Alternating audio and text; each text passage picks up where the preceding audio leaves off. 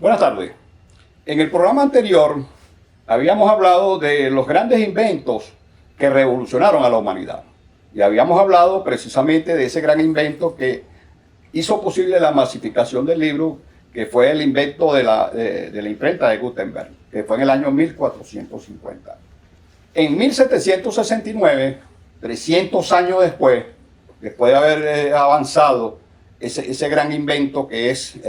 la imprenta y que produce ese gran instrumento que es el libro, 300 años después comienza un gran desarrollo y se inventa básicamente la máquina de vapor en 1769. 5 años después comenzó a desarrollarse y produce lo que se conoce como la primera revolución industrial. La segunda revolución industrial aparece de 1879 hasta 1914.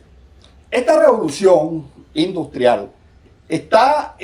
basada en gran cantidad de inventos y una gran cantidad de transformaciones que hubo en el sistema de transporte y que hubo en los sistemas de comunicación. En los sistemas de transporte se desarrolló básicamente el avión y el automóvil, que fueron unos inventos que fueron productos precisamente del desarrollo, del gran desarrollo que tuvo, o se conoció con las energías de carácter no renovable, de carácter no renovables como los derivados del petróleo, como el gas, etcétera, etcétera. Y ese gran invento, desde mi punto de vista y desde el punto de vista de muchos, que generó y que impactó enormemente en la humanidad, en la comunidad, es la electricidad. No es un invento, es un gran descubrimiento que se realiza donde este gran descubrimiento produce un desarrollo inusitado en la población mundial. Y ahí tenemos dos elementos sustantivos que son muy importantes y que le dan gran desarrollo a los medios de comunicación, como es el teléfono y la radio,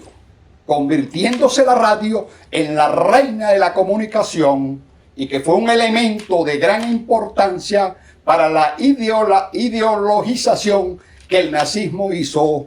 en la Segunda Guerra Mundial. Pero ya venía con fuerza, pues a partir de esta primera revolución, la radio se convirtió en un elemento de gran importancia en la comunicación, que todavía hoy en día lo sigue siendo, pero que está, digamos, fragmentado y que produce, pues, comunicaciones alternas. Entonces, esta revolución, esta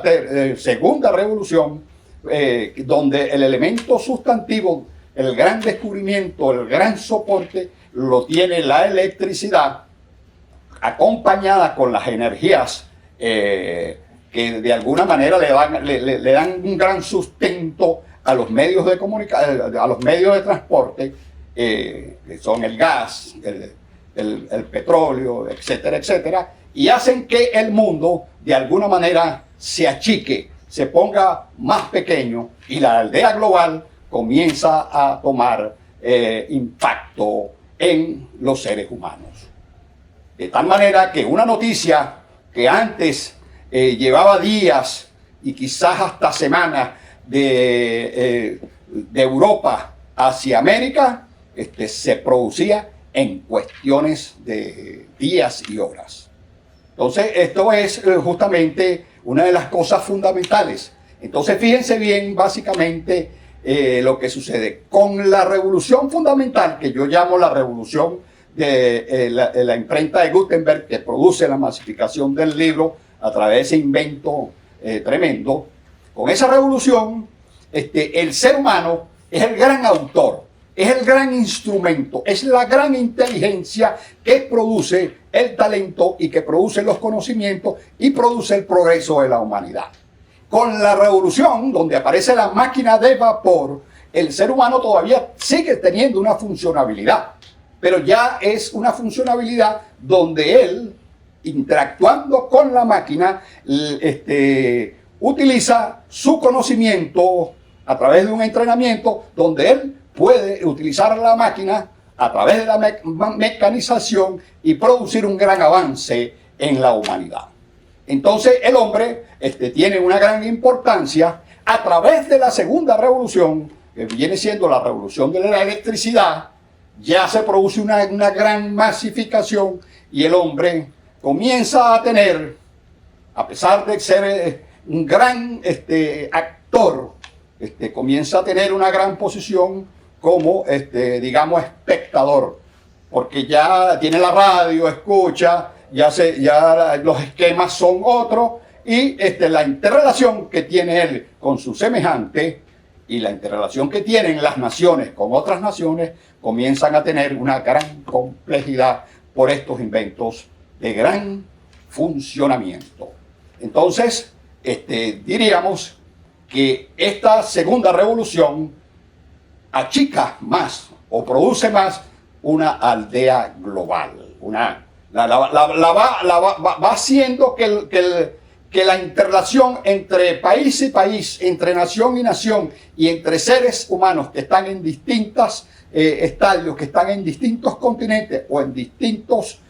países, ya sea de mayor comunicación. Entonces, también tendríamos la tercera revolución, que es la revolución que parte del año 1940 en adelante y que se podría decir que el gran invento de esta tercera revolución, porque cada revolución tiene toda una gran gama de inventos y que van ampliando más los esquemas de mecanización, los esquemas de cambio sobre los instrumentos tecnológicos, y van produciendo una evolución que hace que el conocimiento y el talento humano y los medios de comunicación y los medios de transporte se vayan desarrollando. Entonces, el gran invento es la Internet,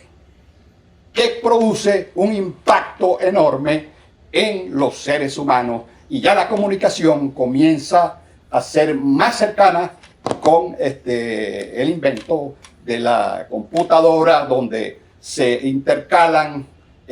una serie de comunicaciones e informaciones, porque esta tercera revolución es la revolución de la comunicación y la información. Y el Internet y las redes sociales conjuntamente forman un gran, un gran elemento que hace que esta revolución, que está ya feneciendo, de alguna manera, digo feneciendo en el buen concepto, porque ya se está hilvanando una cuarta revolución que se llama la revolución digital, que amerita precisamente un programa completo para poder determinar precisamente los grandes avances y los grandes cambios que se van a generar en la humanidad, en lo económico, en lo político, en lo social, en lo cultural y en todos los esquemas de comunicación e información donde el ser humano y la máquina tenga su presencia y tenga su interactuación. Porque, como ustedes pueden ver, la máquina o la inteligencia artificial, que podríamos llamarla ya en la cuarta revolución, ya va teniendo una forma donde ella puede interactuar con el ser humano sin el ser humano. Es decir, sin que el ser humano haga una funcionabilidad. Ya hay un trabajo que se está haciendo sobre eso y hace que el ser humano cada día más y más no sea menos indispensable en las labores que permiten un trabajo, digamos, de progreso y desarrollo en la humanidad. Entonces, la inteligencia artificial y la inteligencia emocional, que es la del ser humano, entrarían en un gran contraste de competencia, que ya sería un elemento que habría que estudiar y habría que tomar toda una serie de, digamos, de situaciones, una serie de implicaciones que va a traer sobre el ser humano y sobre la geopolítica mundial. En próximo programa hablaremos de este tema con amplitud. Muchas gracias y buenas tardes.